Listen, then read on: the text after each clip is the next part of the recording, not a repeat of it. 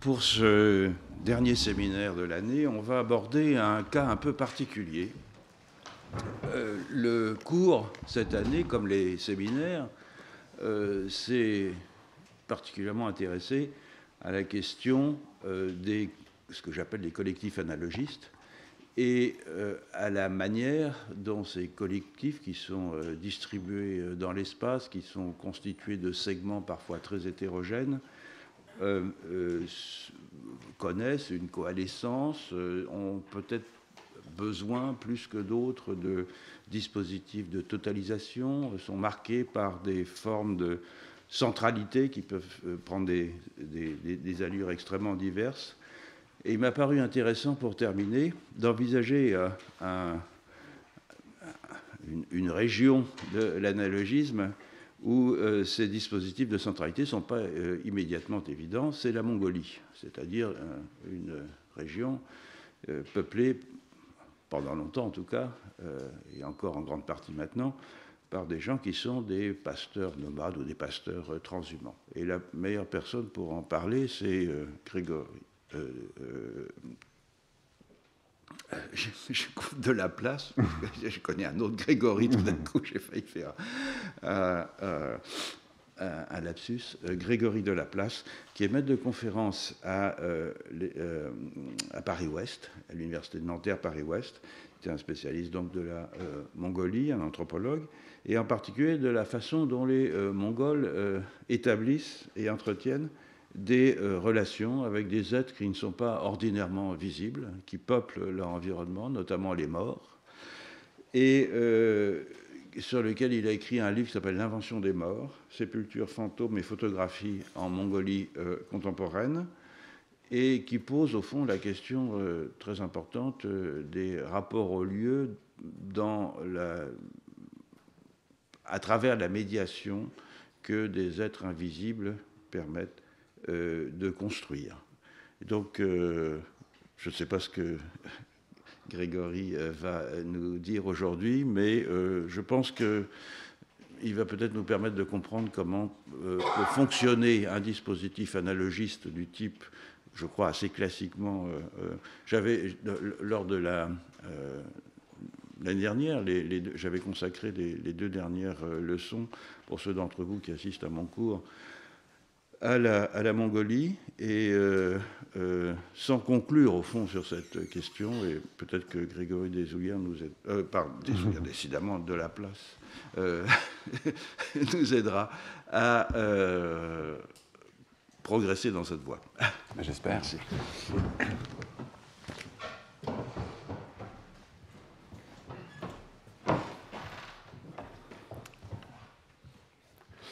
Donc merci beaucoup, merci du fond du cœur à Philippe Descola de me permettre de parler dans ce cadre et d'échanger avec lui sur la Mongolie en particulier et sur justement ce mystère des ontologies analogistes qui effectivement donnent beaucoup de fil à retordre à l'ethnographe et à l'anthropologue. Donc aujourd'hui je vais parler de mort et de Mongolie. Et plus spécifiquement, je voudrais me pencher sur le rôle que jouent les morts dans un certain rapport qu'une partie de la population mongole a entretenu au lieu et à l'espace au cours de son histoire récente. C'est pour ça que mon titre a un petit peu changé au fur et à mesure de l'écriture de ma communication depuis le moment où je l'avais annoncé. C'est une question que je me pose depuis longtemps, en fait, depuis ma thèse de doctorat, et à laquelle j'ai le sentiment seulement aujourd'hui de parvenir à une réponse satisfaisante. Donc, je vais vous la livrer. Cette question, un peu à ma grande honte, c'est la plus basique, la plus évidente que l'on puisse se poser à propos des morts en Mongolie. C'est quelle est leur place ? Le premier enjeu de mon exposé aujourd'hui, c'est de vous montrer que la réponse à cette question, elle est moins évidente qu'il n'y paraît. D'une part, parce que les Mongols eux-mêmes ne sont pas toujours sûrs de connaître cette réponse. La question de la place des morts se pose aujourd'hui en Mongolie, et elle s'est aussi posée dans le passé.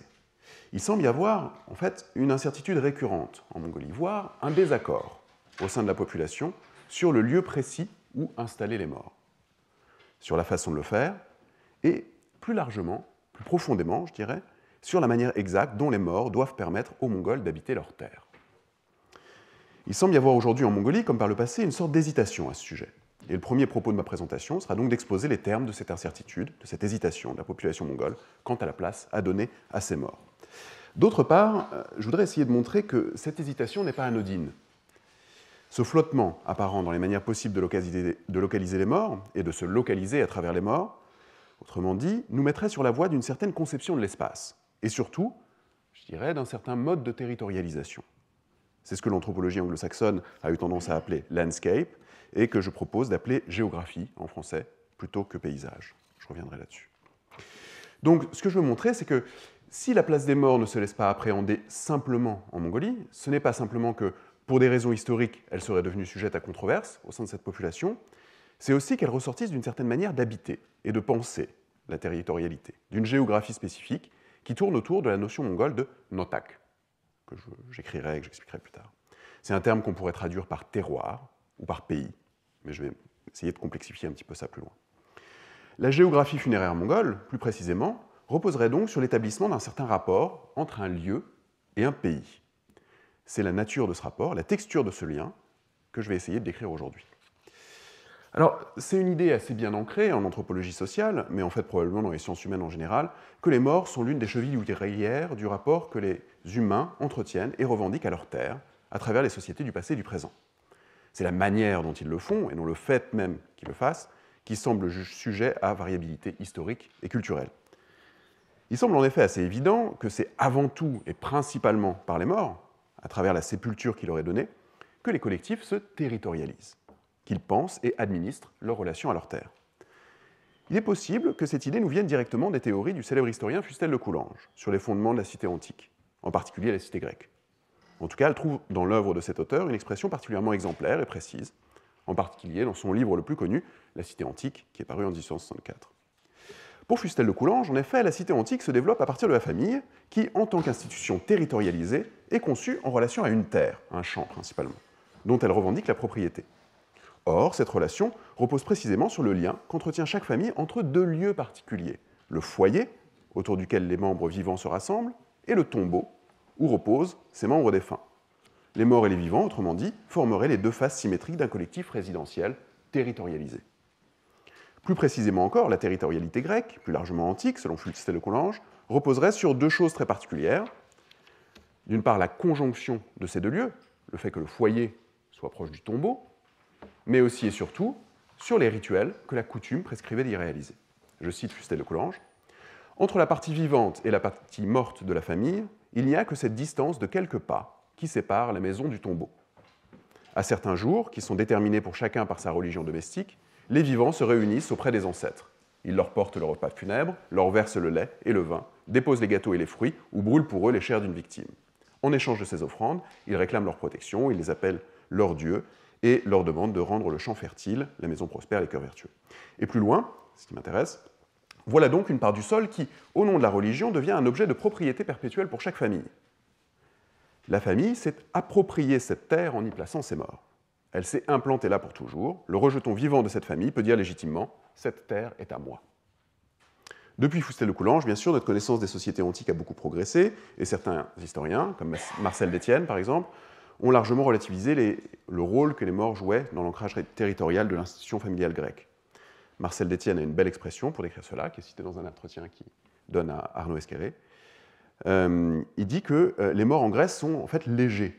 Ils ne sont pas aussi territorialisés que le dit Fustel de Coulanges. Et avant le 5e siècle, avant l'Athènes de Périclès, où les morts de la guerre, les morts autochtones, avant qu'ils prennent un poids particulier, les morts grecs sont célébrés de manière collective et anonyme par l'ensemble de la cité, plutôt que par chaque famille en lien à un territoire revendiqué.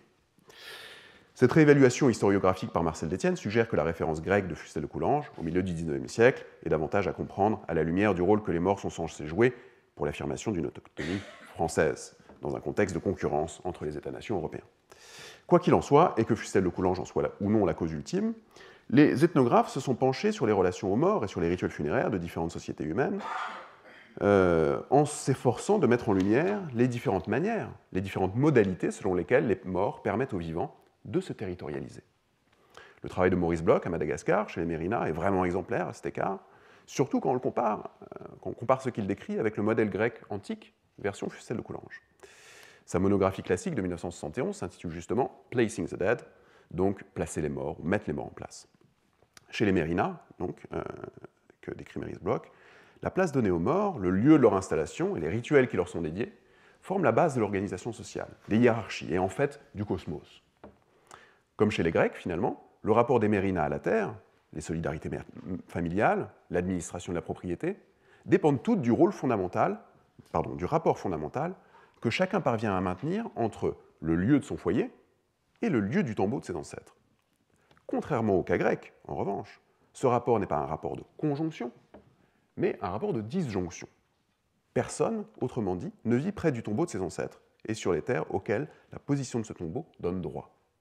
Néanmoins, toute la vie sociale et économique s'organise en référence au village des ancêtres, que chacun peut revendiquer comme sien, qu'on appelle dans le dialogue Malagasy des Mérinas le Tanindrasana. Cette revendication d'un ancrage territorial au-delà de la terre qu'on habite, cette revendication d'un mode d'habitation déterritorialisé, si on veut, puisqu'on habite en fait toujours ailleurs de là où on vit, cette revendication passe là aussi, comme chez les Grecs de Fustel de Coulanges, par l'effectuation de rituels précis. Des rituels funéraires, bien sûr, qui chez les Mérinas sont doubles, puisqu'on retourne le cadavre un certain temps après une première installation, rituel du Famadiana, qu'on connaît bien, et qui assure en 2 étapes donc le placement dans le tombeau, d'où le titre du livre. Mais aussi des rituels de commémoration, par lesquels est réaffirmé le lien entre un foyer donné et un tombeau de référence qui est délocalisé. Alors vous allez me demander pourquoi ce détour par les Grecs et les Malgaches? Parce que précisément, par rapport à ce modèle des morts territorialisants, ce modèle d'un collectif de morts et de vivants localisés les uns par rapport aux autres, c'est-à-dire ce modèle d'un collectif où, selon différentes modalités, les morts sont censés permettre à un groupe humain de s'inscrire dans un lieu donné, grâce à une sépulture fixe et un protocole funéraire localisé, par rapport à ce modèle, donc, le cas mongol fait figure de scandale. Un scandale, d'une part, car le traitement des morts en Mongolie ne produit pas vraiment de sépulture localisée. L'une des pratiques emblématiques des rituels funéraires mongols consiste en effet, comme vous le savez sans doute, à déposer les corps à même le sol et à les laisser dévorer et littéralement, explicitement, dispersés par les animaux et les intempéries. Les sépultures semblent, à première vue, assez faiblement localisées et donc territorialisantes. Mais scandale, d'autre part, car les pratiques qui encadrent le traitement des morts en Mongolie semblent sujettes, comme je l'ai indiqué en introduction, à un certain flottement. Il n'y a pas, ou il ne semble pas y avoir, une seule manière de traiter les morts. Au contraire, au cours de leur histoire récente, les Mongols semblent avoir été ouverts à la possibilité de les déposer sur le sol, de les enterrer ou de les incinérer, et par ailleurs de prélever leurs restes pour les réenterrer ailleurs ou de les laisser se disperser. Autrement dit, non seulement la population mongole ne semble pas attachée particulièrement à une pratique plutôt qu'à une autre, mais à plusieurs moments de son histoire, elle a simultanément admis plusieurs manières possibles de traiter les cadavres. Est-ce que, au contraire de la plupart des sociétés humaines connues de période historique, les Mongols sont réellement indifférents à la manière dont les morts sont traités? Est-ce que, dès lors, les morts participent quand même, d'une certaine manière, à territorialiser les vivants? Au-delà de leur localisation géographique, quelle peut être la place des morts dans le collectif si leur sépulture est variable et les voue, dans certains cas, à se dissoudre sans laisser de traces?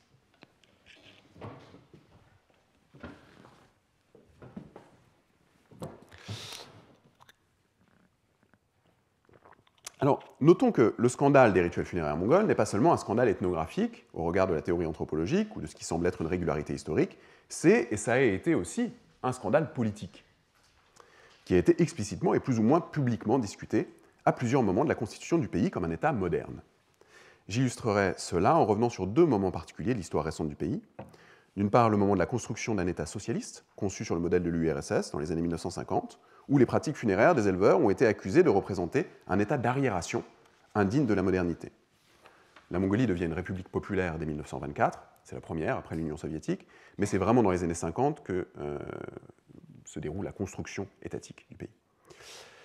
L'époque actuelle, d'autre part, je prendrai ça comme exemple, où la Mongolie s'efforce de construire un État post-communiste sur la base de valeurs et de coutumes supposément héritées d'une civilisation impériale passée, mais largement fantasmée. Alors que dans les années 1950, c'est principalement la pratique du dépôt des morts à même le sol qui faisait scandale en tant que mode du traitement des défunts, c'est aujourd'hui la pratique de l'enterrement qui est jugée indigne et dont l'État, ainsi qu'une partie de la population, veut se débarrasser. Au-delà de l'enterrement en tant que tel, c'est le cimetière qui fait l'objet d'un dégoût profond en Mongolie aujourd'hui.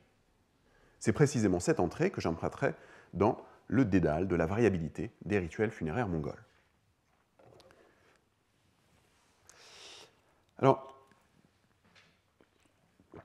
ça fait maintenant plusieurs années que la mairie d'Oulan-Bator, la capitale de la Mongolie, a pour projet de nettoyer Teverlech, le plus grand et le plus ancien système de la ville, le plus grand et le plus ancien cimetière de la ville, d'Alandahar. Il est situé à l'ouest de la ville, et en fait, donc, d'Alandahar, ce cimetière a été officiellement fermé en 1987, puisque à ce moment-là, déjà, il avait été déclaré avoir atteint sa capacité maximale. En fait, il a continué d'être officieusement utilisé, notamment parce qu'il s'est fondu avec le cimetière voisin de Bayan Khoshu, qui, pour sa part, est toujours en activité. D'Al-Nahar, c'est, si vous voulez, le cimetière iconique de la réforme funéraire qui a été menée par le gouvernement socialiste au milieu des années 50. Cette réforme visait à imposer l'enterrement comme seul et unique mode de traitement des morts, notamment, comme je l'ai évoqué, pour remplacer la pratique jugée indigne de dépôt à même le sol. Ça a donné lieu à un certain nombre de décrets ministériels par lesquels donc, cette réforme a été mise en place. Je ne vais pas rentrer dans le détail de cette réforme, ni dans le contenu précis des décrets, mais ce qui est assez clair, c'est que cette décision ne semble pas avoir posé de problème majeur à la population mongole. L'enterrement a été adopté très rapidement par la majorité de la population. Seules quelques populations de pasteurs nomades de l'Ouest, seuls quelques groupes de pasteurs nomades de l'Ouest du pays étaient réputés, à cette époque, continuer à déposer les morts à même le sol. Partout ailleurs, des cimetières comme celui d'Al-Nahar se sont installés et les morts ont été enterrés dans ces endroits. À la fin des années 1980, l'enterrement était quasiment le seul traitement possible pour les morts en Mongolie, ce qui, comme on va le voir, est assez exceptionnel dans l'histoire du pays. Les cimetières, comme d'Al-Nahar, ont donc commencé à s'étendre. Je dis s'étendre parce qu'en effet, il y a une chose que le gouvernement n'a jamais réussi à obtenir dans cette réforme des rituels funéraires, c'est que les cimetières soient délimités et que les tombes restent confinées à un endroit particulier. Les premiers décrets, signés en 1955 et 1956, stipulaient clairement que les cimetières devaient être établis dans des lieux séparés, clôturés et décorés de fleurs, afin, je cite en substance, qu'une mémoire des morts digne puisse donner sa base à une société socialiste moderne. Pourtant, les cimetières se sont développés inexorablement comme des espaces ouverts, comme vous le voyez sur l'image. Espaces ouverts qui s'étendaient à mesure que des tombes étaient successivement ajoutées à la masse des précédentes. Un nouveau décret est même adopté en 1964, 9 ans après le premier, par le Conseil des ministres, spécifiquement pour faire face à ce problème et pour rétablir le bon entretien de ces espaces et le contrôle de l'État sur ceux-ci. Je cite le texte du décret, le préambule. Grâce aux mesures répétées prises par le parti et le gouvernement, l'installation respectueuse des dépouilles a été grandement améliorée dans les centres et les localités. La réglementation a été unifiée. Néanmoins, la mise des cimetières sous le regard et la protection de l'État, ainsi que l'équipement en arbres et en fleurs, reste insatisfaisant. L'arrêté charge donc les administrations locales de contrôler à la fois les lieux choisis pour l'installation des morts et leur équipement en arbres et en fleurs. Mais visiblement, il n'y a rien que l'État puisse faire à cet égard. Et les cimetières ont continué jusqu'à aujourd'hui de s'étendre comme des taches d'huile sur les pentes environnantes de la capitale. Ça c'est un exemple de tombe des années 60, donc, au moment où la réforme, comme vous voyez, les tombes ont changé d'aspect. Je ne parlerai pas de ça, on pourra y revenir dans la question si vous voulez. Et au fur et à mesure de l'application de la réforme, les tombes ont changé globalement d'aspect. Mais ce qui n'a pas changé, justement, c'est cet aspect expansif des cimetières. Seul le cimetière modèle d'Altanölgi, le cimetière des élites, réservé aux membres du Parlement et aux héros du travail, qui est situé à l'est de la ville, a pu devenir le jardin du souvenir dont rêvaient les réformateurs. Il est effectivement clôturé et à peu près entretenu jusqu'à l'heure actuelle. Les autres cimetières d'Oulan-Bator et du reste du pays sont devenus des sortes de terrains vagues, des espaces où personne, outre des ivrognes, des chiens et des corbeaux, ne s'aventurerait en temps normal, c'est-à-dire hors du contexte précis du jour des funérailles et d'éventuelles commémorations. On estime que Dal-Nahar occupe à l'heure actuelle 137 hectares de terrain et contient environ 47 500 tombes, dont un tiers environ sont sévèrement endommagées, parmi lesquelles 500, comme vous le voyez, auraient été carrément ouvertes et retournées par des animaux ou des pilleurs de sépultures. On comprend donc pourquoi l'administration de la ville souhaite nettoyer le cimetière, retirer les restes humains, les déplacer et faire de l'endroit un jardin, parce que c'est le projet, un peu à la manière du cimetière des Innocents à Paris au XVIIIe siècle. La raison avancée par le gouvernement et les experts interrogés dans la presse, toutefois, c'est pas seulement ou pas vraiment l'aspect des cimetières. La principale raison avancée pour justifier le nettoyage du cimetière, c'est que Dal Nahar, en particulier, a maintenant été complètement absorbé par la ville.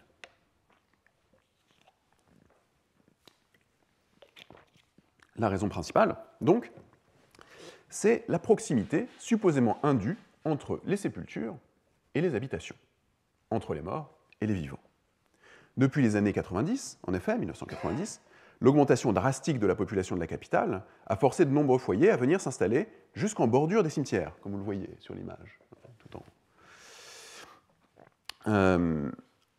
Non seulement l'odeur y est insupportable, notamment en été, parce que les cimetières sont utilisés comme des décharges par les cantines de la ville, et la viande y pourrit à ciel ouvert, mais pire encore, selon les officiels interrogés, des tombes continuent d'y être creusées, dans les interstices encore disponibles. Le plus choquant, donc, la raison pour laquelle Dal Nahar, entre tous les cimetières, doit être impérativement nettoyé, c'est qu'il s'agit d'un lieu où les vivants et les morts s'installent conjointement, un peu comme s'ils devaient faire résidence commune. Le rêve des Grecs de Fustel de Coulanges, autrement dit, ne serait rien moins que le cauchemar des Mongols d'Oulan-Bator.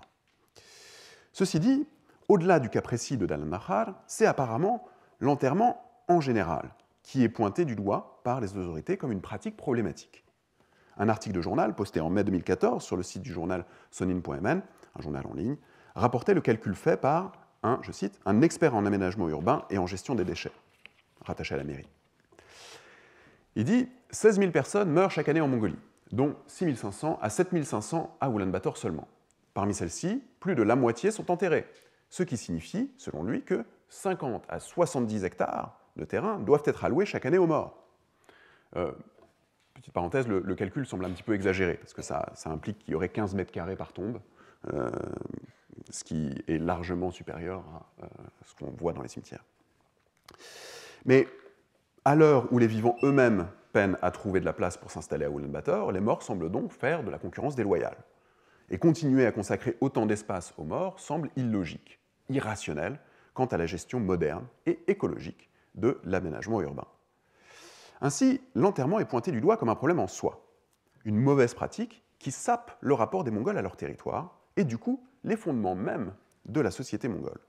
La journaliste le dit en une phrase qui semble bien résumer le sentiment des autorités, je cite, « L'enterrement pollue l'environnement et a une mauvaise influence sur la tranquillité et le confort des vivants. » À cet égard, dès lors, l'attitude des autorités et de ce qu'on pourrait appeler la société civile vis-à-vis de l'enterrement aujourd'hui est tout à fait comparable à celle des réformateurs des années 50 vis-à-vis du dépôt des morts à même le sol. Le préambule de l'arrêté ministériel de 1955 disait précisément, à propos de cette pratique, je cite, « Un rituel consistant à abandonner ses morts à l'air libre et à les donner à manger aux chiens et aux oiseaux n'incite pas à respecter ses proches et engendre des dispositions dédaigneuses. » Donc on voit la symétrie, les deux qualifications sont presque interchangeables. Le rapport au territoire qu'implique chacune des pratiques est jugé à deux époques différentes, nuire au lien social entre les vivants.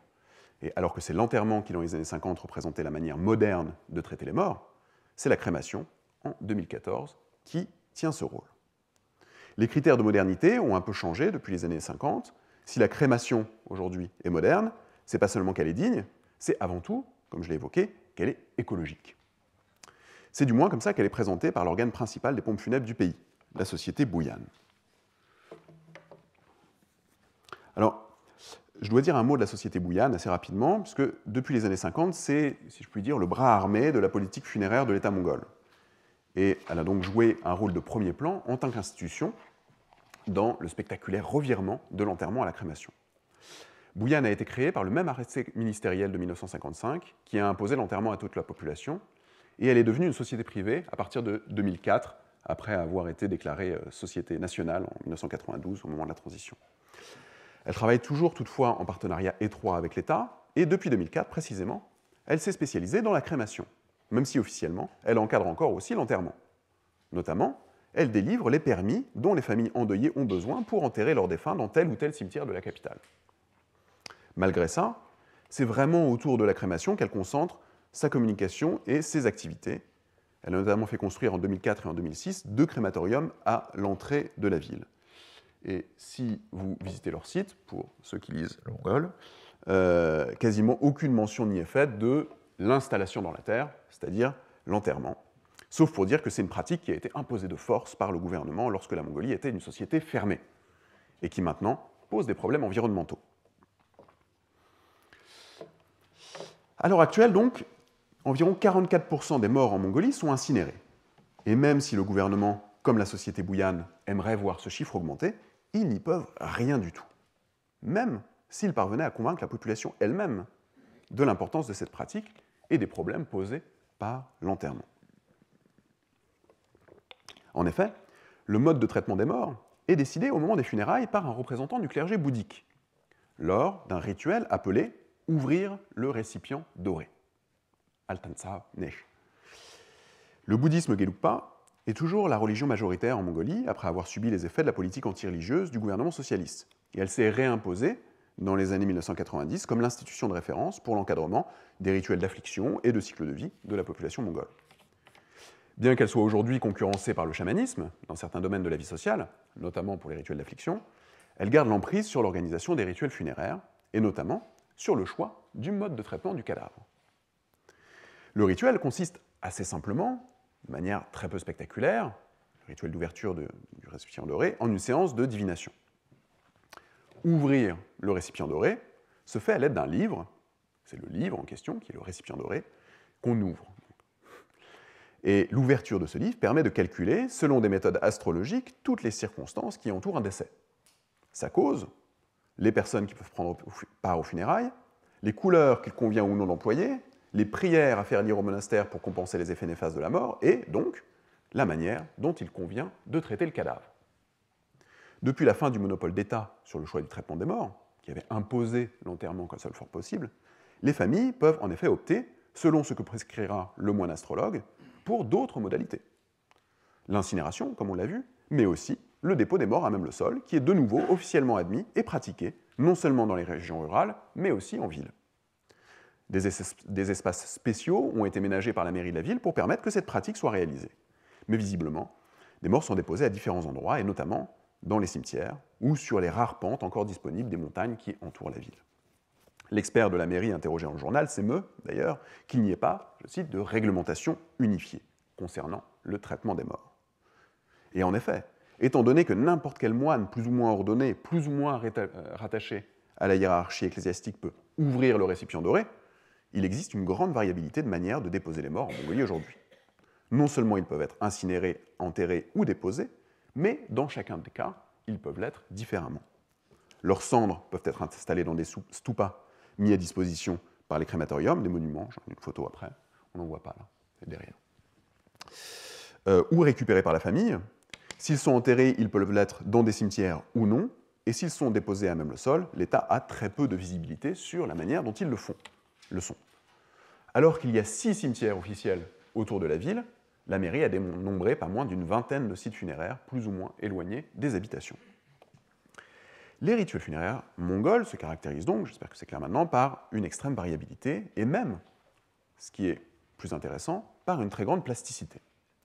Non seulement la population n'a pas grand mal à changer ses pratiques dans le temps, adopter l'enterrement ne semble pas poser plus de problèmes qu'adopter la crémation, mais en outre, elle n'a aucun problème à laisser coexister plusieurs pratiques à une même époque.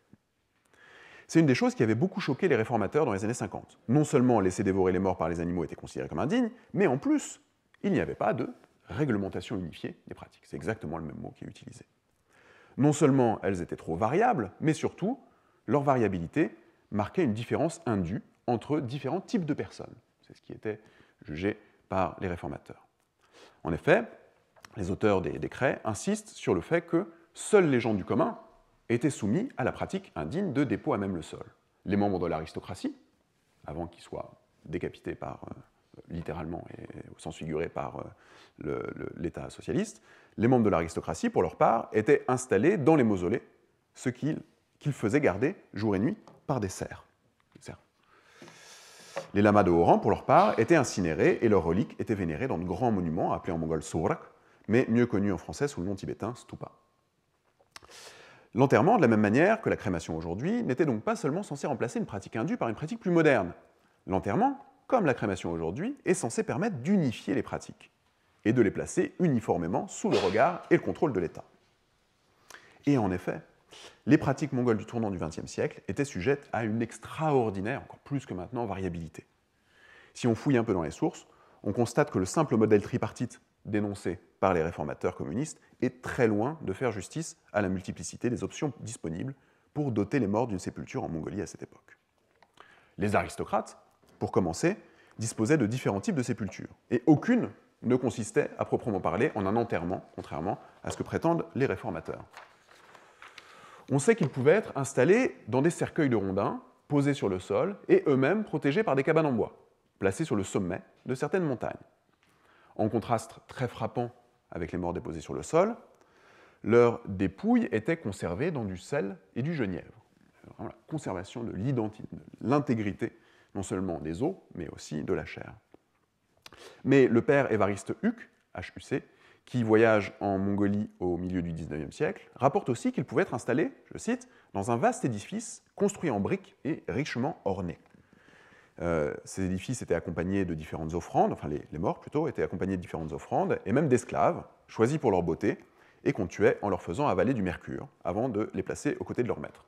Le mercure, c'était pour permettre, selon Perruque, qu'ils gardent les joues roses, en fait, et qu'ils aient l'apparence de la vie. Le Perruque insiste aussi sur le fait que les pratiques funéraires mongoles sont avant tout variables. Certes, les moines bouddhistes, ou du moins ceux de haut rang, sont incinérés, mais cela ne leur est pas du tout exclusif. Ceux qu'il appelle les riches tartares peuvent aussi être incinérés. Pour le reste de la population, et peut-être pour les moines pauvres, il existe une variété d'options. Un voyageur russe, qui traverse le pays quelques années après le père Huc, qui s'appelle Alexei Pozneyev, affirme qu'il y a théoriquement autant de types de traitement de défunts qu'il y a d'éléments dans l'astrologie tibéto-mongole. Selon l'année de naissance et d'autres conditions cosmiques déterminées par l'ouverture du récipient doré, il peut être prescrit par l'astrologue que le corps soit rendu à la terre, en étant enterré, rendu au feu, en étant incinéré, au bois, en étant placé sur un arbre, à l'air, en étant déposé sur le sol, ou à l'eau, en étant jeté dans une rivière, ce qui semblerait un anathème en Mongolie aujourd'hui. De manière plus réaliste, toutefois, Pozneyev indique que les Mongols, la plupart du temps, déposaient les morts sur le sol, mais qu'occasionnellement, ils les enterraient ou les incinéraient si les conditions astrologiques l'exigeaient.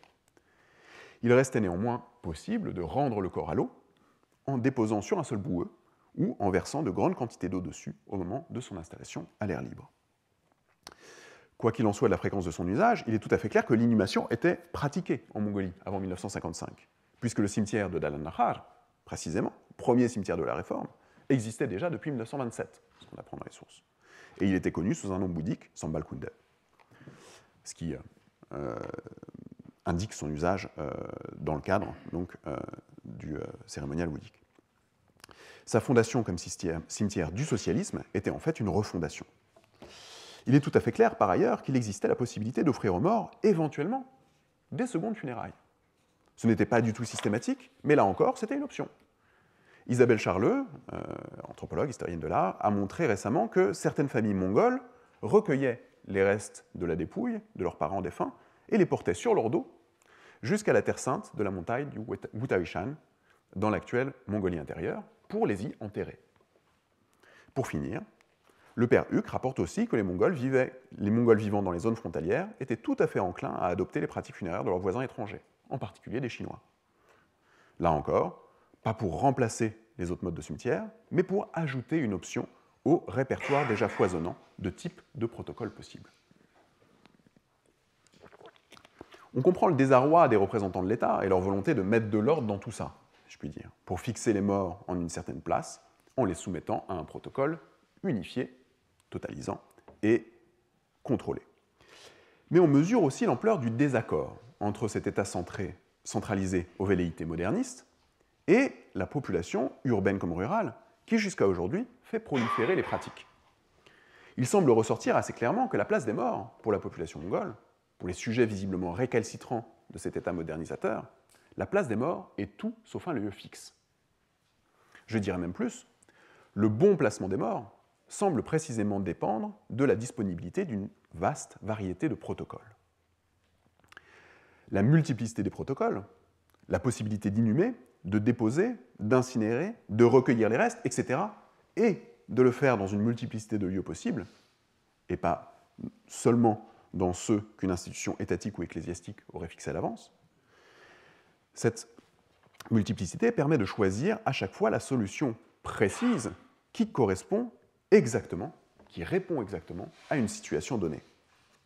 La variété des protocoles funéraires possibles, autrement dit, et vous voyez sûrement déjà où je veux en venir, est une émanation directe du régime profondément analogiste qui caractérise ce qu'on pourrait appeler, après Philippe Descola, l'ontologie des peuples mongols. Certes, cette modalité ontologique que Philippe Descola a nommée l'analogisme regroupe à travers le monde un assez grand nombre de collectifs, à première vue assez différents. Le régime analogiste semble des quatre que distingue Philippe le moins discriminant. Il est probablement plus facile, en tant que collectif, de se faire reconnaître comme analogiste, si on veut, que comme animiste, naturaliste ou totémiste. Le coût d'entrée est moins élevé que dans les trois autres.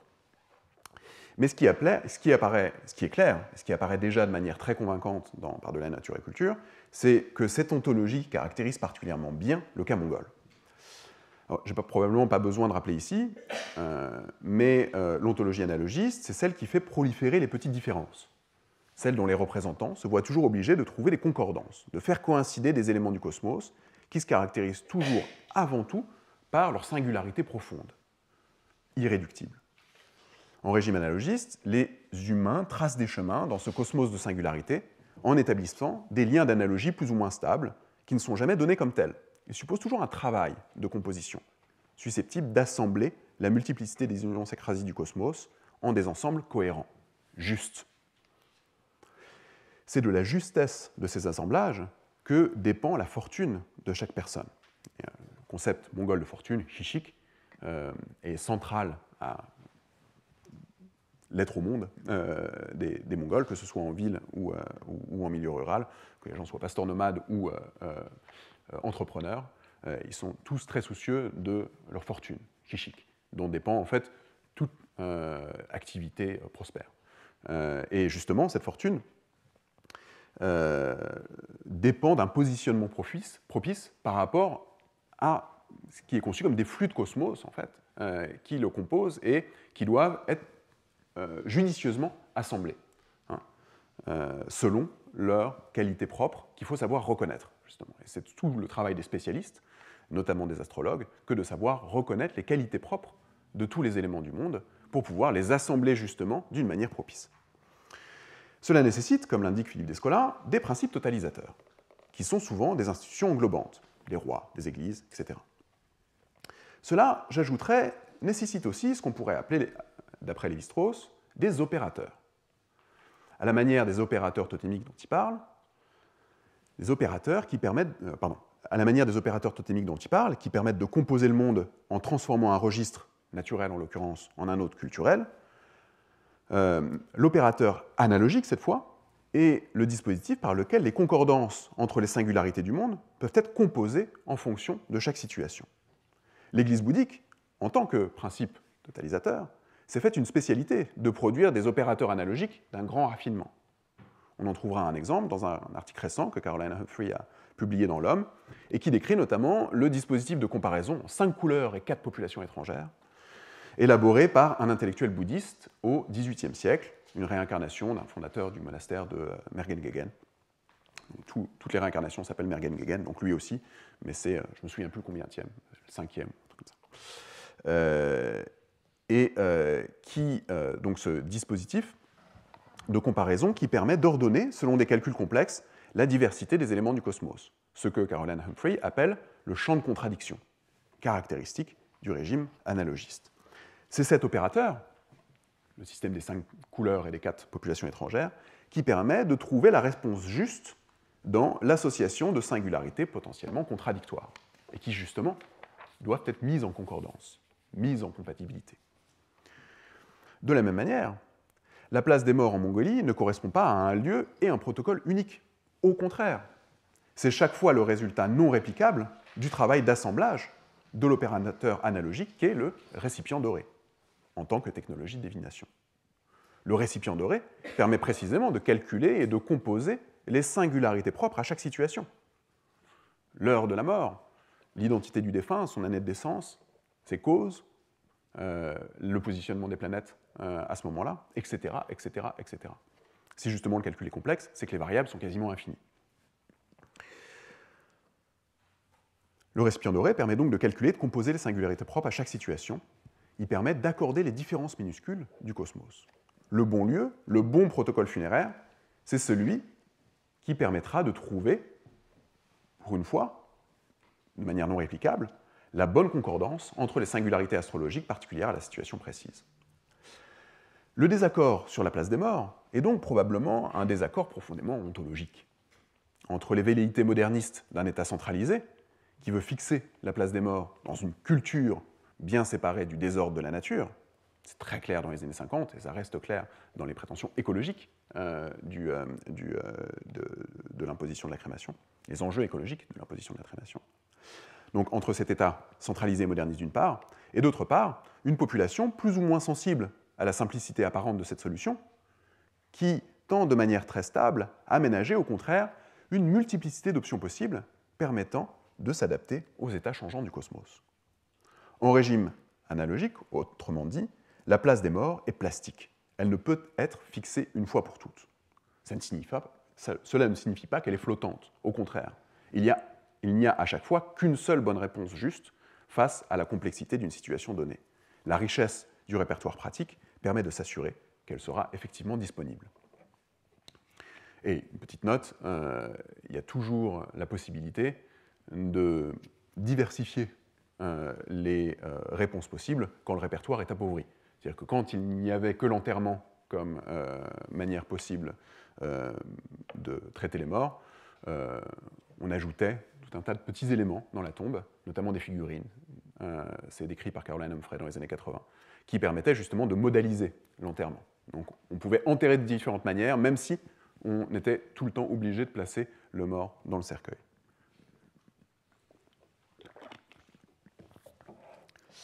Mais alors, est-ce que cette plasticité est vraiment absolue? Est-ce que n'importe quel traitement des morts, n'importe quelle localisation du cadavre, n'importe quelle forme de sépulture pourrait convenir? Précisément non, puisqu'il y en a certaines que le gouvernement mongol n'est jamais parvenu à imposer. En effet, si l'enterrement en cimetière est plutôt bien passé, on pourrait dire, le regroupement des tombes dans des cimetières fermés n'a jamais vraiment pu être adopté. En fait, ce que je voudrais montrer dans le temps qui me reste, c'est que l'ensemble des pratiques funéraires mongoles possibles, malgré leur diversité et leur hétérogénéité apparente, est sous-tendu par un principe commun. Je voudrais montrer, en outre, que ce principe commun correspond à un certain mode de territorialisation des collectifs, qui est partie prenante d'une certaine manière d'habiter l'espace propre au peuple mongol.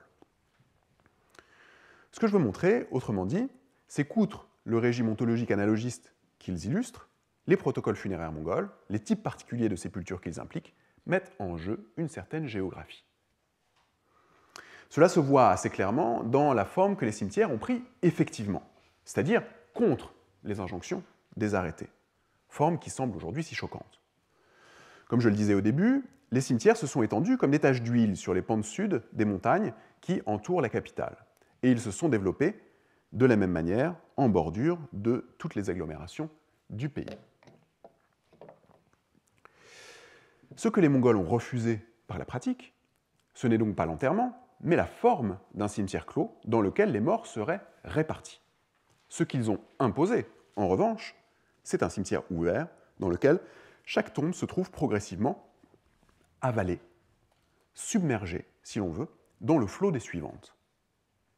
À mesure que chaque tombe est ajoutée en bordure des autres, il se forme un espace compact au sein duquel il devient parfaitement impossible de circuler et au sein duquel plus aucune tombe n'est plus discernable. Force est de constater, autrement dit, que les cimetières sont devenus de fantastiques machines à perdre les tombes. Après quelques années, il devient proprement impossible de retrouver une tombe qu'on y a installée, tant la morphologie de son environnement a changé, et tant chaque tombe tend rapidement à se confondre avec la masse de ses voisines. Alors j'ai eu l'occasion d'accompagner une famille sur la tombe d'un parent, donc il voulait faire des opérations sur cette tombe, et notamment la réparer. Ils avaient le sentiment que la tombe était cassée, ce qui effectivement était probable. Elle datait d'une dizaine d'années. Et donc je les ai accompagnés dans le cimetière de Bayen-Rochou, d'ailleurs, c'était celui-ci, pour aller retrouver la sépulture. Et c'était quasiment impossible. Elle se souvenait à peu près de l'endroit où elle était, mais on a passé une bonne vingtaine de minutes à circuler entre les tombes, essayant plus ou moins de ne pas les enjamber, parce que c'est une grande source de pollution en Mongolie, pour essayer de se souvenir où était cette tombe par rapport à laquelle autre elle était placée, ce qui évidemment était devenu complètement impossible étant donné la configuration de ces cimetières. Vous imaginez retrouver une tombe ici, quoi. Hein. Finalement, la famille s'est décidée sur une tombe qu'ils avaient évacuée au départ, en disant, bon, a priori c'est celle-ci, réparons-la et on verra, quoi. On verra si les problèmes cessent. Parce que, évidemment, la seule raison pour laquelle on puisse revenir sur une tombe, c'est pas du tout pour célébrer le souvenir d'un mort, mais c'est pour réétablir son oubli, en fait. C'est-à-dire que c'est pour contrer des rêves de mort. Quand les morts reviennent dans les rêves des vivants, c'est qu'il y a un problème. Le problème peut être un problème de sépulture. Et je crois qu'entre autres, là, le rêve était un rêve de sépulture. Donc, l'enjeu de retourner sur la tombe, c'est pas d'entretenir la mémoire d'un mort localisé, c'est au contraire de réaffirmer la nécessité de l'oublier. Et même si des familles singulières, originales, voulaient absolument revenir sur la tombe de leurs parents chaque année, ben, ils auraient le plus grand mal à justement circuler entre les tombes. Il n'y a pas de chemin. Et justement, la configuration des cimetières semble faite de manière à ne laisser aucun passage vers les tombes individuelles au sein de celui-ci. Le cimetière, en tant que sépulture, semble faire disparaître le défunt dans un espace au sein duquel il n'est plus attaché à un lieu fixe. Et à cet égard, on ne peut qu'être frappé par la similitude entre ce que le cimetière fait du corps du mort en ville et ce que le dépôt, à même le sol, fait des morts en milieu rural. Le mort qui est déposé sur le sol en milieu rural a lui aussi pour vocation de disparaître au sein de l'espace dans lequel il est installé, au-delà du lieu précis où il a été déposé. Donc là, vous avez deux pierre marque, c'est assez rare, mais il y a des espaces particuliers, je ne rentre pas dans les détails, on pourra revenir là-dessus, c'est très intéressant, mais il y a des espaces particuliers dans les montagnes du nord-ouest du pays où j'ai travaillé, des espaces particuliers où plusieurs morts peuvent être déposés sur le sol au même endroit. Même quand ils sont regroupés, encore une fois, ils ne sont pas identifiés individuellement et attachés à un lieu où ils ont été déposés. La seule marque qui reste après leur dépôt, c'est ce que les Mongols appellent pierre-signe, temdek chulu, qui est justement un signe très ambigu, puisqu'il signale seulement, de manière très discrète, la vocation funéraire du lieu. C'est juste une pierre un petit peu bizarre parmi les autres, parce qu'elle semble avoir été placée là, en fait. Et on remarque des pierres, on est censé pouvoir remarquer des pierres qui ont été installées, même si aucune autre marque ne permet de l'identifier comme sépulture. Et d'ailleurs, j'ai exactement la même anecdote pour avoir accompagné une famille sur une sépulture sur laquelle ils voulaient faire un rituel. Exactement la même anecdote, je crois que c'était à cet endroit-là, où la famille est arrivée avec l'idée, bon, c'était une pierre qui avait à peu près cet aspect-là, et elle était située à côté d'une autre pierre qui avait à peu près cet aspect-là. Ils sont arrivés à l'endroit supposé, et on circulait au sein de cet endroit pour essayer de retrouver le lieu, et on finit par choisir, mais presque arbitrairement, une des pierres qu'ils avaient commencé par évacuer, en disant non, c'est pas celle-là, ça doit être une autre, et puis finalement ils sont revenus à cette pierre en disant oui, bon, bah, en fait ça doit être celle-là, et ils ont fait le rituel à cet endroit. C'était un rituel assez différent, pour le coup, et c'était un rituel tout aussi exceptionnel, mais où là, par contre, une famille, et c'est ça dont je vais parler dans la suite dans la fin de cette communication, c'est une famille qui voulait réétablir des droits territoriaux, justement. Des droits territoriaux, pas sur ce lieu en particulier, mais sur l'espace de résidence que forment les montagnes, sur le pays de Jarjira, d'une manière générale, au sein duquel ce lieu se trouvait. Donc c'est assez rare, la plupart des gens n'ont pas besoin de le faire. S'ils avaient besoin de le faire, c'était que justement leur lien à ce terroir, à ce notak, la notion dont je vais parler, n'était pas évident. Et donc le réaffirmer par un rituel, ça permettait de le rendre explicite pour tout le monde, en disant « nos morts sont dans ce notak ». Mais, pour en finir avec le cimetière, c'est ainsi qu'il faut comprendre la forme particulière qu'ils prennent en Mongolie, les cimetières. La population les a adoptés sans problème, mais à condition de leur faire la même chose pour les morts que le dépôt à même le sol. Ce que le dépôt des morts sur le sol fait par dispersion, le cimetière le fait par submersion. Dans chaque cas, toutefois, la sépulture fonctionne comme un dispositif de déterritorialisation par lequel le mort se voit précisément détaché du lieu particulier dans lequel il a été installé. Par rapport à la sépulture malgache, donc, et surtout par rapport à la sépulture grecque version Fustel de Coulanges, qui est en fait probablement davantage une sépulture européenne du XIXe siècle, la sépulture mongole se présente comme un dispositif de déterritorialisation qui détache le défunt du lieu où il a été déposé. C'est du moins ce que j'ai longtemps pensé. Mais je pense que c'est une erreur de s'arrêter là et d'affirmer que la vocation de la sépulture n'est que de déterritorialiser le mort. Comme l'indique justement Deleuze et Guattari, dans Mille plateaux, si je me souviens bien, les dispositifs de déterritorialisation caractéristiques des processus de territorialisation impliquent, appellent même, des dispositifs complémentaires de reterritorialisation. Déterritorialisation et reterritorialisation sont les deux faces d'un même processus de territorialisation. Le traitement des morts ne fait pas exception et nous donne dès lors accès à ce qui semble être un mode spécifique de territorialisation des peuples mongols. Les sépultures qui plaisent aux Mongols, si je puis dire, sont celles qui permettent de déterritorialiser les morts d'un lieu particulier pour les reterritorialiser dans l'ensemble d'un espace donné. Cet espace, c'est en premier lieu celui du notak. Alors, il faut quand même que je l'écrive.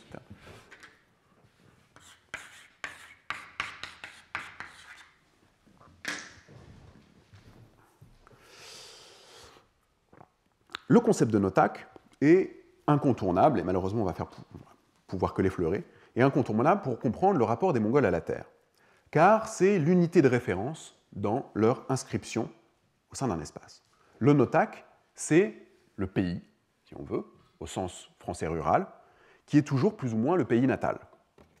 Les Mongols célèbrent en toute occasion leur attachement fondamental à leur notak. Ils le célèbrent par de la poésie, par des chants, par des rêveries au quotidien. Il est rare qu'on boive ensemble, collectivement, sans évoquer son notak. Donc, il y a un livre récent de Laurent Legrain, qui s'appelle « Chanter, s'attacher, transmettre », qui est paru en 2014, qui étudie très bien justement cette figure du notak dans les chants mongols, mais plus généralement dans la communication. Et il a une très belle idée que je dirai plus tard, parce que le notak, justement, dans ses chants et dans les conversations communes, et surtout en lien avec la consommation d'alcool, est toujours lié à la nostalgie, en fait. Le rapport affectif caractéristique au notak, au pays, c'est un rapport de nostalgie. Et je reviendrai sur la cause de ça dans un petit moment. Mais en un mot, en contexte rural, et surtout en contexte nomade, le notak, c'est l'unité de résidence. C'est-à-dire, c'est l'ensemble des lieux à travers lesquels un foyer se déplacera lors de son itinéraire saisonnier. C'est, si vous voulez, l'extension maximale de l'espace de résidence. C'est l'espace au sein duquel vous êtes né, l'espace au sein duquel vos animaux de troupeau paissent, et votre point d'accroche cosmique, d'une certaine manière. C'est le centre de l'univers, de chaque individu. Sortir de son notak, c'est s'exposer, on pourrait dire, à la contradiction des choses. La grammaire des analogies, en contexte mongol, est toujours plus compliquée lorsqu'on remet en question ce qui doit rester une association fondamentale, la base de toute autre analogie, celle d'un homme, principalement d'un homme, et de son foyer, et de son notak. Un notak, c'est donc un assemblage d'humains et de non-humains, on pourrait dire un agencement, avec Deleuze et Guattari, justement. Il est fait de certains lieux, souvent organisés autour d'une rivière, dont on est censé reconnaître le bruit entre toutes, Laurent Legrain en parle, justement, le son de la rivière et le lien d'un homme à son univers, et il est surplombé d'un sommet. Il se compose en outre de certains animaux, les uns élevés, sous la responsabilité des maîtres humains, et les autres chassés, qui sont sous la responsabilité des maîtres invisibles, les esprits. En fait, les animaux chassés par les humains sont le bétail des maîtres invisibles, des esprits, qui sont appelés maîtres des lieux. Ces maîtres des lieux, ce sont les vrais maîtres des lieux, littéralement. C'est ainsi qu'ils sont nommés en mongol, Khazarieten, et on leur fait des offrandes pour garantir une bonne intelligence de relation par l'intermédiaire de cairns, des tas de pierres qui sont situés sur le sommet des montagnes. Si vous avez vu des documentaires sur la Mongolie, vous aurez sûrement vu des cairns. C'est entouré justement de tissus chatoyants, bleus et tout ça, qui sont tout autant d'offrandes pour respecter les maîtres des lieux. L'éthique de l'habitation du Notak, c'est en fait, elle tourne autour du respect des maîtres des lieux. Et respecter les maîtres des lieux, c'est avant tout ne pas outrepasser ces prérogatives d'invité. Parce qu'en effet, si l'homme est maître au sein de sa yourte, et si l'homme est maître de son troupeau, il ne pensera jamais, il n'ira jamais prétendre qu'il est maître au-delà de ça. Et le vrai maître du Notak, au sein duquel les hommes sont des simples invités, ce sont justement ces maîtres esprits, ces maîtres des lieux. En tant qu'assemblage, justement, en tant qu'agencement, le Notak n'est jamais complet. Et c'est justement pour ça que la relation affective caractéristique vis-à-vis du Notak, c'est une relation de nostalgie. En fait, comme un Notak, c'est un ensemble de personnes, d'animaux, de lieux, on ne peut jamais tous les avoir en même temps. Et c'est la remarque très judicieuse de Laurent Legrain, qui dit que la relation au Notak est avant tout une relation caractérisée par le manque. Il en manque toujours une partie. Et on est toujours en train d'aspirer à une totalité qui n'est jamais atteignable, qui est aussi intéressant en régime analogique, évidemment. Le dépôt des morts à même le sol permet, de manière exemplaire, de reterritorialiser les morts dans l'ensemble de Notak, justement. Pas seulement parce que les cadavres sont dispersés, qu'ils perdent leur attachement à un lieu en particulier pour se rendre dans l'ensemble du pays, mais parce qu'il est dispersé, le cadavre, par le Notak lui-même, les animaux et les intempéries. Même plus. J'ai appris récemment, parce que j'étais en fait obsédé par l'idée qu'il pouvait y avoir des secondes funérailles en milieu rural, en fait. J'avais l'impression qu'on ne me disait pas tout, notamment parce que là, dans ces lieux-là, vous avez potentiellement une 25 personnes qui ont été installées dans les 10 dernières années. Ce qui est beaucoup. Et ce qui est beaucoup au regard des restes qu'on y trouve. On trouve très peu d'ossements, en fait. Et j'avais l'idée, finalement, que si les cadavres étaient dispersés, on devrait trouver beaucoup plus de restes humains dans les montagnes. Et donc, la dernière fois, lors de mon dernier terrain, j'ai finalement osé confronter mes amis les plus proches en disant « Bon, dites-moi, s'il vous plaît, maintenant, dites-moi si les restes sont récupérés après et pourquoi on n'en trouve pas. » Ils me disent bah, « Est-ce que tu trouves, toi, des restes de moutons ou de chèvres ?» On trouve effectivement des restes de chevaux, on trouve des restes de chameaux, on ne trouve pas de restes de moutons et de chèvres. Donc si on ne trouve pas de restes humains, c'est qu'ils sont justement suffisamment légers pour être emportés. Et les vautours, où ils les emportent précisément au sommet. Donc, les vautours sont des médiateurs fantastiques de la reterritorialisation des morts dans l'ensemble du Notak, en les emmenant sur le sommet surplombant qui, justement, domine l'ensemble de l'espace de résidence. Il n'est pas seulement dispersé horizontalement, il est reterritorialisé verticalement. Par le Notak lui-même, encore une fois.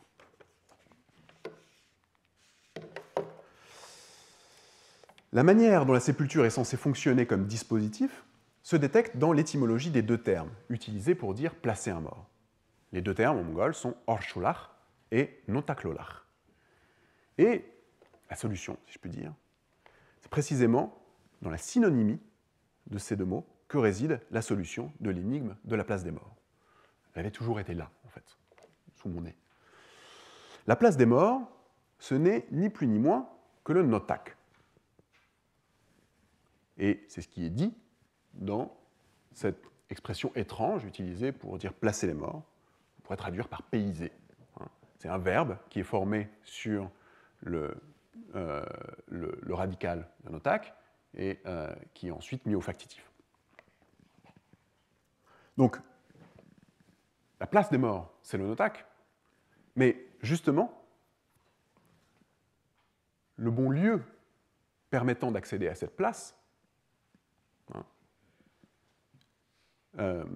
c'est le bon lieu c'est celui qui permettra d'accéder à cette place. Autrement dit, le lieu d'installation, OR, donc, et le protocole particulier selon lequel le mort sera installé, sera exactement celui qui permettra d'installer, de réterritorialiser le mort dans l'ensemble de son OTAC.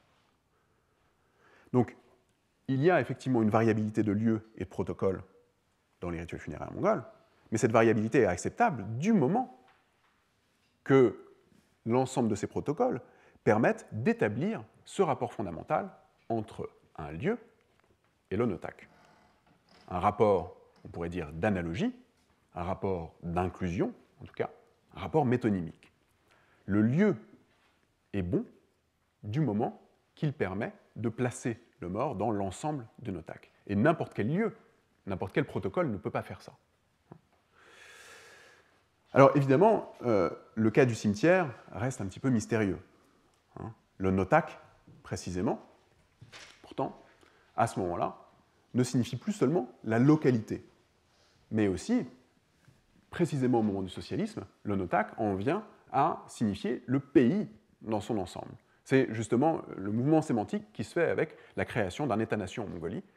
Le mot utilisé pour dire nation, pour désigner ce territoire commun, c'est le même mot qui est utilisé assez naturellement pour désigner la localité et l'unité de résidence nomade. Donc, finalement, de la même manière que en milieu rural, les morts en ville sont reterritorialisés dans le notak. Mais ils sont reterritorialisés à partir de l'espace nationalisé du cimetière. Les morts urbains sont reterritorialisés dans le pays, à savoir dans la nation entière.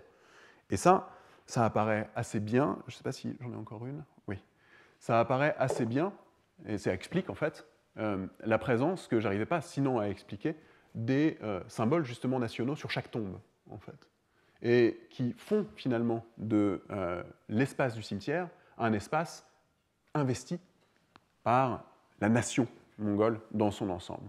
Donc en perdant, en déterritorialisant chaque tombe dans l'espace du cimetière, cette institution, ce lieu, cet espace du cimetière permet de reterritorialiser les morts dans l'ensemble d'une notak de la nation. Alors évidemment, peut-être pas passer trop de temps là-dessus, mais c'est une solution ambiguë, c'est une solution qui implique justement tout un tas de... C'est un arrangement entre l'imposition du cimetière comme lieu fermé et cette géographie propre et chère aux Mongols. Donc c'est un arrangement, c'est un compromis qui a beaucoup de défauts, et notamment qui a ce défaut qui n'est pas seulement choquant pour l'État, mais qui est choquant aussi pour les populations s'en plaignent, qui est le défaut de la corésidence des morts et des vivants. Les morts du cimetière ne sont pas déterritorialisés pour les familles qui s'installent à côté et qui doivent vivre à côté des tombes. Là, ils vivent vraiment dans un territoire commun avec les morts et pas dans un espace où les morts deviennent coextensifs au notak. Donc c'est pour ça que le cimetière reste quand même un espace assez ambigu et ne fait pas du tout l'unanimité parmi la population. Nombreux sont ceux qui sont tout à fait d'accord pour nettoyer Dalan Nahar. La solution de la crémation, à cet égard, est probablement bien meilleure, en fait. C'est sans doute un compromis bien meilleur entre l'espace urbain et la géographie mongole, puisque là aussi, on a un dispositif très particulier de déterritorialisation, reterritorialisation. Les morts sont installés dans ces stupas, ils y deviennent invisibles, et leur présence n'est indiquée que comme l'un des noms dans une espèce de flot, d'une masse d'autres noms au sein de laquelle ils deviennent quasiment anonymes, en fait. C'est presque aussi dur de retrouver un nom dans cette liste quand la liste s'accumule, quoi, et quand les stupas se multiplient, c'est presque aussi difficile de retrouver un nom dans cette liste quand on ne l'a pas soi-même inscrit que de retrouver une tombe dans un cimetière. Et ça règle tout un tas de problèmes par rapport à la proximité des morts et des vivants des morts individualisés et localisés, et des vivants et des résidences. Bref.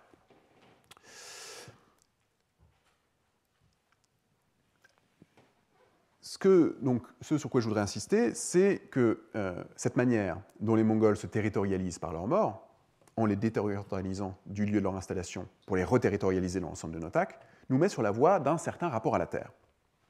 Et c'est ce que les anglo-saxons ont appelé landscape, un mode d'inscription dans les lieux et dans l'espace, et que je propose d'appeler géographie pour éviter les problèmes inutiles que pose la notion de paysage, que Philippe Descola a très bien mis en relief dans son travail. Cette géographie tient à l'établissement d'un certain rapport entre les lieux habités et l'espace de Notak, au-delà de la sépulture, donc cette fois-ci. Ce que font les Mongols avec leurs morts est assez emblématique de la manière dont ils habitent leur pays. Et malheureusement, là encore, c'est quelque chose que je peux qu'effleurer, mais qui me semble assez intéressant à envisager en relation avec les morts. Les Mongols, d'une manière générale, s'efforcent, dans leur vie quotidienne, en contexte nomade, d'habiter toujours dans tout le pays, dans tout l'espace du Notak, et ils font ça en niant, par toutes sortes de ruses, qu'ils occupent effectivement des lieux précis au sein de celui-ci. Vous avez sans doute déjà entendu parler de cette obsession qu'ont les pasteurs nomades, qui est réelle, de jamais laisser de traces aux endroits où ils passent, et de même ne pas laisser des traces qui nous sembleraient invisibles, mais qui seraient visibles du point de vue des maîtres des lieux, notamment déplacer les pierres sans raison. Là, c'est quelque chose, les enfants sont toujours grondés quand ils donnent des coups de pied dans les pierres, c'est quelque chose qui est très mal poli, en fait. Si c'est très mal poli, c'est que justement, ça implique une affirmation de maîtrise sur un lieu particulier qui serait modifié, qui serait changé et qui serait revendiqué à travers sa transformation. Et c'est ça, c'est cette attitude dont les pasteurs nomades mongols essaient de se garder dans leur quotidien. De la même manière, ça a des implications aussi quand on va couper du bois. On glane le bois le plus possible. Quand on ne peut pas le glaner, on choisit des arbres dont la disparition ne se remarquera pas trop, en fait. C'est toute une affaire de perception du paysage. On se comporte, autrement dit, l'éthique d'habitation d'un lieu, c'est l'éthique d'un invité bien élevé qui ne dérange pas les lieux où il est passé.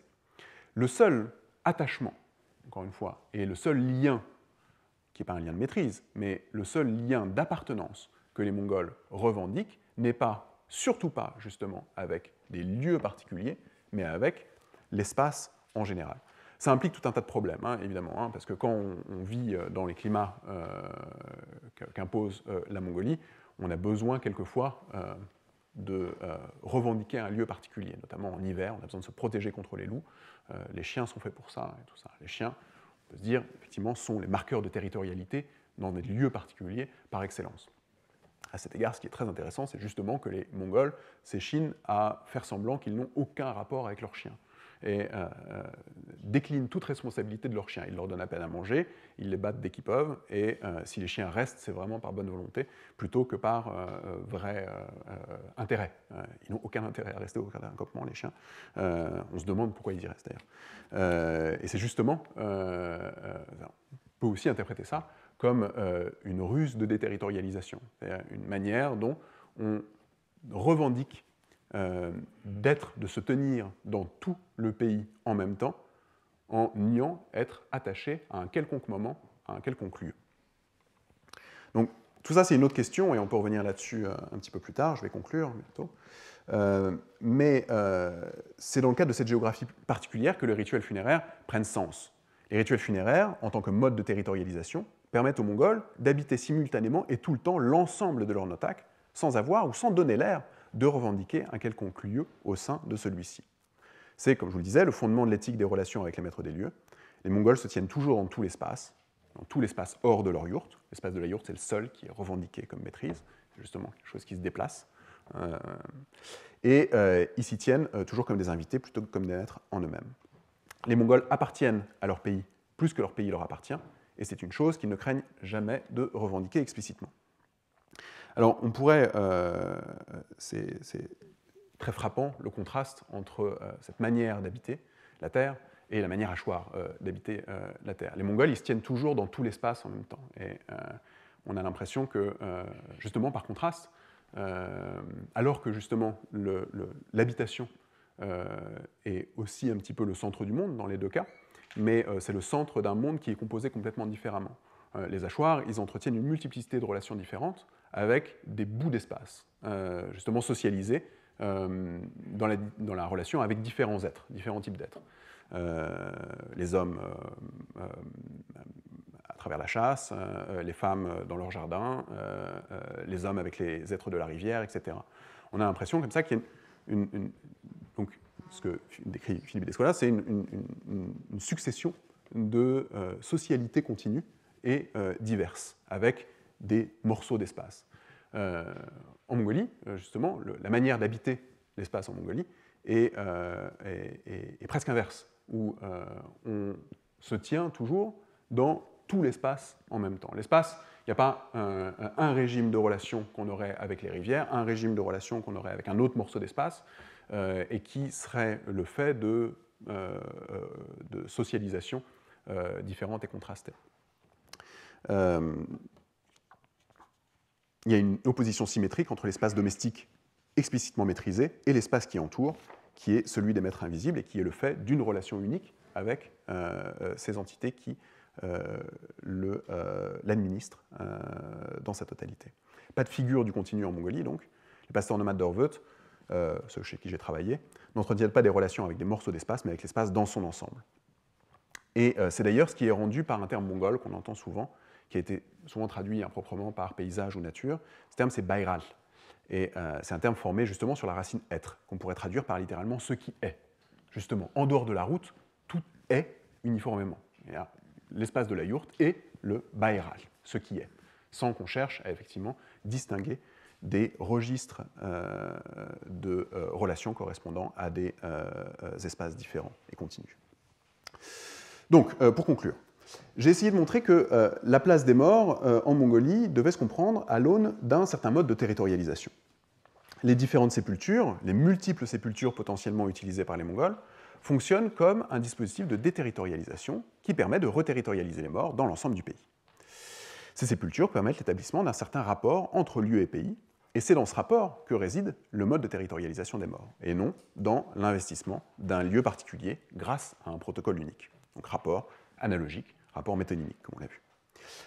Le cas mongol, et c'est par cette ouverture que je conclurai, permet de reconsidérer d'autres types de sépultures aussi, comme des processus de territorialisation fonctionnant sur la base d'une déterritorialisation et reterritorialisation. Si on reprend les exemples par lesquels on a débuté cet exposé, on voit que les sépultures mongoles engagent une reterritorialisation des morts qu'on pourrait qualifier d'extensive. Vous voulez, vous avez l'espace de Notak, l'espace, le foyer qui circule et qui occupe tout l'espace, et la sépulture qui reterritorialise le collectif à travers le défunt dans l'ensemble de Notak. Elle est extensive, surtout si on le compare avec la sépulture grecque, ou plutôt européenne du XIXe siècle, qui engage plutôt une reterritorialisation intensive, celle-là. On a au contraire l'espace, selon Gustave de Coulanges, l'espace approprié, où il y a le lieu du foyer, le lieu du tombeau, et la relation intensive entre les deux, qui permet d'affirmer une propriété. Le cas malgache, il est encore différent, puisque le tombeau engage, là, une reterritorialisation transitive, où les morts reterritorialisent les vivants,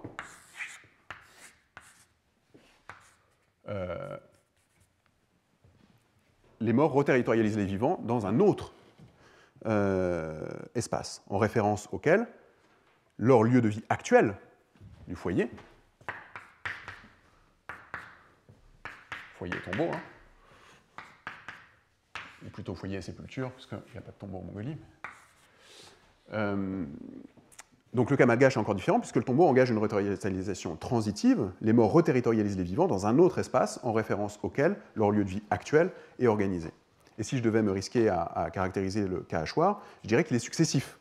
Les morts masculins, les morts de référence du collectif, sont enterrés sous le tankamash, sous les poteaux centraux, qui est abandonné avec eux, et à la suite duquel, à l'écart duquel, un autre centre cosmique sera essarté.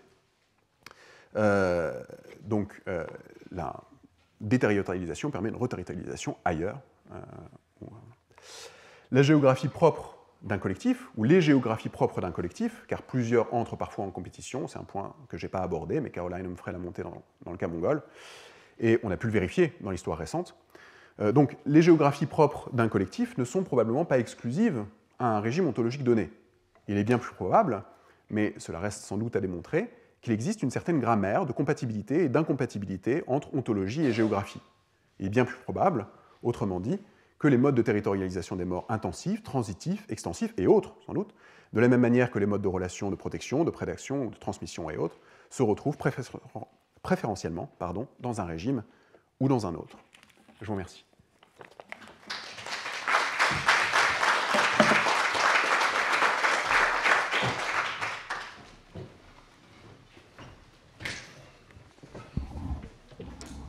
Merci Grégory Delaplace pour cet exposé qui est très, très suggestif et qui pose des questions absolument passionnantes.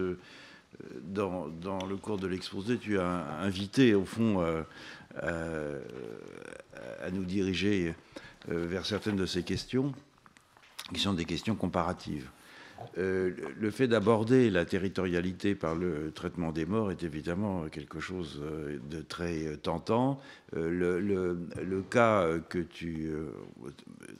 d'être parti de la cité antique de Fustel de Coulanges et puis ensuite du cas des Mérinas décrits par Bloch permettait de bien contraster au fond le cas mongol par rapport à ce que tu as appelé là dans ta conclusion un cas de territorialisation, déterritorialisation intensive. Et je suis d'accord avec toi que les modes de rapport à la Terre peuvent au fond connaître des variations internes entre ontologies qui rend difficile une assimilation automatique. Ben, je voudrais t'inviter à poursuivre la comparaison. Dans le cas hachoir que tu as évoqué tout à l'heure, au fond, la préoccupation principale des vivants, c'est de faire disparaître les morts, c'est-à-dire de faire disparaître leurs souvenirs. L'une des choses qu'ils font en particulier, et que Anne-Christine Taylor avait décrit dans un article qui s'appelle « Remembering to Forget », c'est de chanter des invocations aux morts pour que précisément ils ne viennent plus jamais visiter les vivants dans leurs rêves. C'est-à-dire, au fond, cette situation que tu évoquais à propos des morts mongols qui viennent visiter les vivants dans leurs rêves en disant « bon, il faut s'occuper de moi ». Et c'est ce qui incite, par exemple, à aller sur les tombes ou bien sur ces pierres qu'on appelle les pierres cygnes pour faire quelque chose pour que cette disparition soit véritablement conclue, si je puis dire. Dans le cas des hachoirs, dès le départ, on dit « on ne veut plus de vous ici, disparaissez et surtout ne venez plus hanter nos rêves, vous n'êtes plus rien ».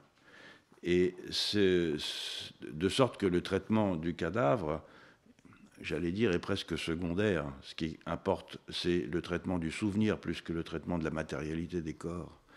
Et de ce point de vue-là, ce traitement et du souvenir et de la matérialité des corps n'engage aucune forme de territorialisation ou déterritorialisation. Je m'excuse, je viens à un rhume, mais je m'exprime pas avec une clarté aussi grande que je le souhaiterais.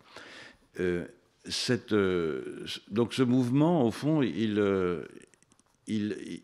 n'est que très... Le rapport au territoire devient très indirect. l'identification de signes de présence humaine, mais qui ne sont pas liés à la différence des transhumants, si je puis dire, ou des pasteurs, qui ne sont pas interprétés comme des traces de bouleversement, mais comme la présence de morts très anciens et d'une certaine façon dilués. Par exemple, des palmiers dont on sait qu'ils ont été plantés par des humains et qui apparaissent comme ça, 2-3 palmiers au milieu de la forêt. Il y a eu des vivants, il y a eu des morts probablement, mais ça n'en fait pas l'indice d'un territoire vis-à-vis duquel on établit un lien. Alors, la question que je voulais te poser, c'est cette affaire que j'ai trouvée extraordinaire de la reterritorialisation par les vautours. C'est-à-dire, au fond, de confier à des prédateurs qui ont pour mission, au fond, de traiter les morts, de traiter les cadavres, de confier à des prédateurs la dispersion des traces d'une personne humaine à l'intérieur d'un pays. Et c'est quelque chose, évidemment, qui évoque des pratiques qui ne sont pas liées à des collectifs analogistes, mais plutôt à des collectifs animistes. Et c'est quelque chose qui est très commun, alors, non pas, enfin, dans le Grand Nord en particulier, parmi les Inuits, parmi des populations aussi nord-amérindiennes d'Amérique du Nord, et en Sibérie, avec la pratique classique d'exposer les morts en général sur des espèces de plateformes, et dont le motif semble être, dans le cas présent, de retourner aux animaux dont on s'est nourri une partie de la chair qu'on a prélevée chez eux. Donc c'est un retour dans l'échange. Et c'est donc une façon assez différente de procéder, même si superficiellement, l'exposition des morts paraît être semblable. C'est-à-dire on met les morts dehors, puis on attend que les animaux les dispersent. Mais au fond, dans un cas, il y a l'idée que les morts ne doivent pas laisser de traces et qu'il faut laisser à des non-humains la mission de les reterritorialiser, alors que dans le cas peut-être de la Sibérie, en tout cas du Grand Nord, il s'agit au fond de continuer un cycle d'échange dans lequel c'est par les morts notamment, mais par d'autres dispositifs aussi, qu'on vient compenser la viande des animaux que l'on a consommée. Et donc, dans un dispositif, et c'est pour ça que je pense que tu as eu tout à fait raison d'insister à la fin de ton exposé, qui paraît superficiellement semblable, en fait, des ressorts sont à l'œuvre qui sont très différents. Est-ce que tu serais d'accord avec cette idée? Tout à fait. Oui. Ce qui est crucial dans la modalité funéraire sibérienne par estrade, c'est justement la distinction entre la discrimination vraiment entre la chair et le squelette. C'est-à-dire que l'estrade permet que les oiseaux qui dévorent le cadavre à cet endroit-là s'occupent de récupérer la chair tout en laissant le squelette intègre et en permettant donc, selon Roberta Maillon ou Laurence de la Vie, de perpétuer un lignage justement qui dépend de l'os. Donc de ménager la parenté humaine tout en ménageant justement cet échange avec les non-humains de force vitale qui doit effectivement circuler sous forme de chair, quoi. Ça permet donc de laisser la chair tout en gardant le squelette. Et c'est complètement différent du cas mongol, où là l'enjeu n'est pas tant de nourrir les non-humains que de s'inscrire de façon globale et surtout pas localisée dans l'ensemble d'un espace. Où je pense que là, pour le coup, la dispersion du corps n'a pas vraiment pour vocation un transfert de force vitale. Oui, en plus, effectivement, par contraste avec le cas sibérien ou du Grand Nord, il n'y a pas de consommation. La chasse existe, mais elle est pas très importante, c'est très marginal. Et donc, c'est pas central dans une économie d'échange d'énergie, de force vitale ou de matière avec les non-humains. Ce qui est la base de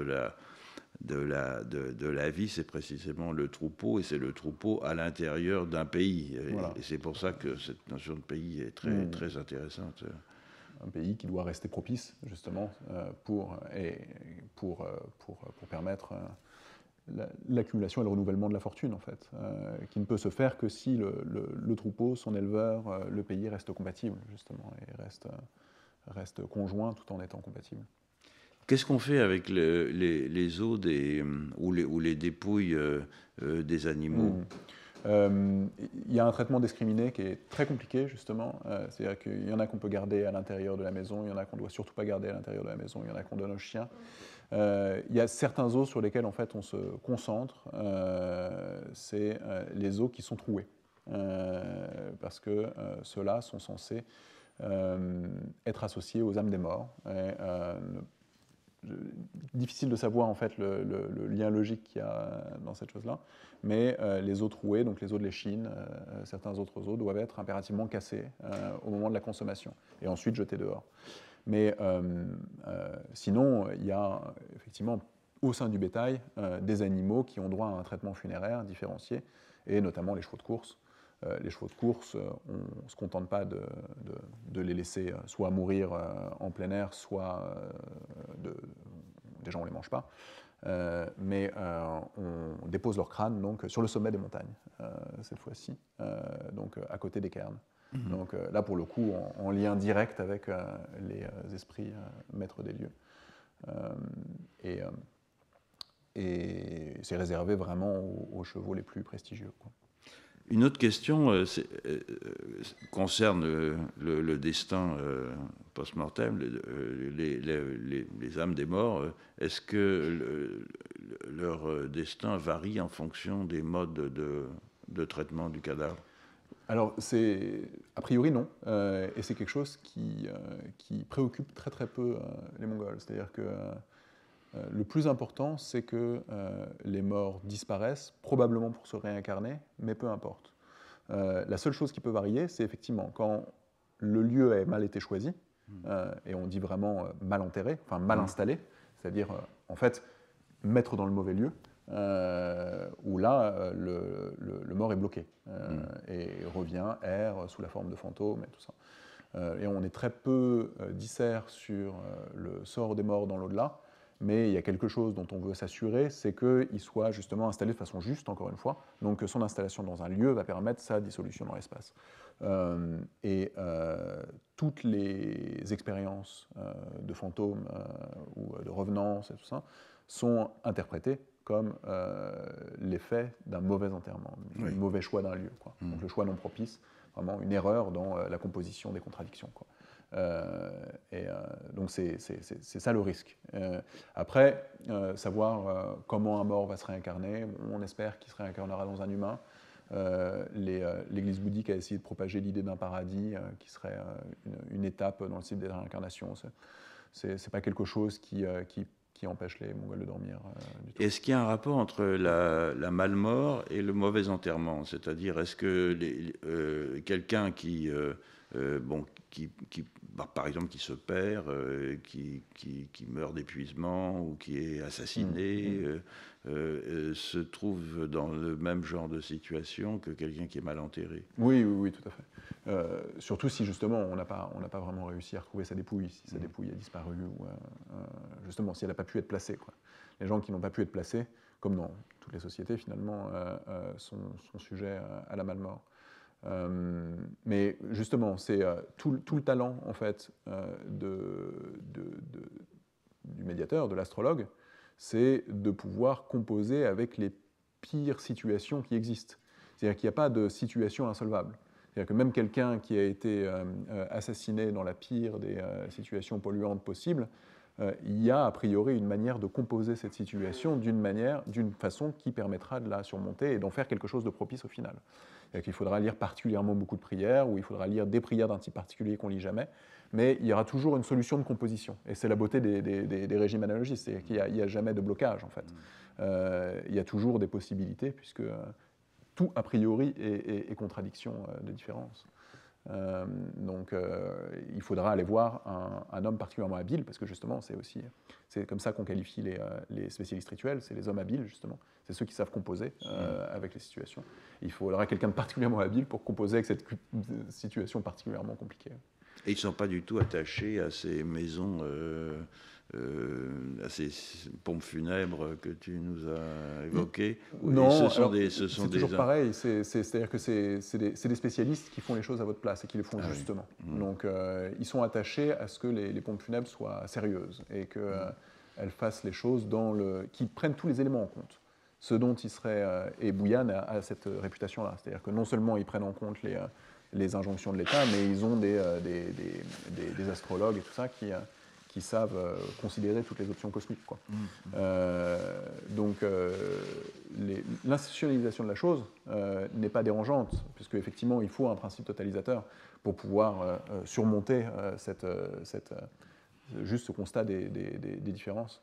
Donc le problème, c'est d'avoir une institution suffisamment totalisatrice qui permettra de trouver la situation la solution la plus juste, quoi, et potentiellement d'aller la chercher parmi même les solutions contre-intuitives. Et c'est ça le problème de l'institution, c'est quand elle est bloquée sur certains lieux ou certaines manières de faire, où elle ne remplit plus son rôle d'un point de vue analogique, pour le coup, en tant que système totalisateur. Et c'est là la contradiction entre cet État qui semble être un système totalisateur qui dit bon, on va organiser les choses du dessus, parfait, et la pauvreté des solutions qui donne, qui ne fait pas du tout justice au cosmos analogique, et qui nécessite toujours des proliférations et des contournements, en fait.